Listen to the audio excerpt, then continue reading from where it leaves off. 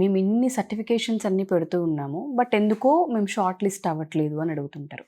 Reason ఏంటి అంటారు sir? 3 years 4 years back మీరు చెప్పినట్టు సర్టిఫికేషన్స్ చేశారు అంటే వీళ్ళు స్కిల్డ్, వీళ్ళకి కొంత నాలెడ్జ్ ఉంది అన్న పాయింట్ ఉండేదండి.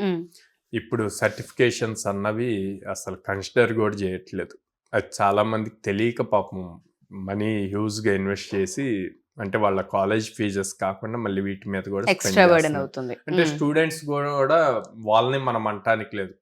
కాలేజ్ కంపల్సరీ మ్యాండేటరీ అన్నప్పుడు చేయాల్సిందే, చేయకపోతే అవ్వదు. కానీ ఆ సర్టిఫికేట్స్ ఉన్నాయి కాబట్టి మేము షార్ట్ లిస్ట్ అవ్వాలి అంటే అది రాంగ్ అండి. సర్టిఫికేషన్స్ మీరు ఎలా రాస్తున్నారు, అంత థియరిటికల్, మల్టిపుల్ చాయిస్ ఈ రిలేటెడే ఉంటుంది. సో దానివల్ల మీకు వచ్చిన సర్టిఫికేట్ మీకు స్కిల్ అన్నది తీసుకురాదు. ఇక్కడ స్కిల్ అంటే కాన్సెప్ట్ తెలియటం కాదు, ఆ కాన్సెప్ట్ ని ప్రాక్టికల్ గా ఎలా ఇంప్లిమెంట్ చేయగలము అన్నది ఇంపార్టెంట్ అన్నమాట. అది ఉండట్లేదు. సో అది మెయిన్ ఇంపార్టెంట్.